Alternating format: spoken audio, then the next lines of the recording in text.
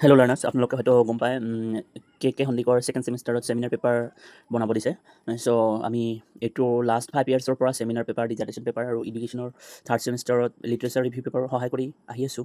চ' আপোনালোকৰ যদি সেইটো বনাওঁতে কোনো ধৰণৰ প্ৰব্লেম হৈ আছে, অসুবিধা পাই আছে, তেনেহ'লে আমাৰ তলত দিয়া নম্বৰটোত আপোনালোকে হোৱাটছএপত মেছেজ কৰক। আমি আপোনালোকক সহায় কৰিবলৈ চেষ্টা কৰিম। আৰু কোনো এটা ছিংগল কনফিউশ্যনো যদি থাকে, আপোনালোকে আমাক মেছেজ কৰক, আমি আপোনালোকক সহায় কৰিবলৈ চেষ্টা কৰিম।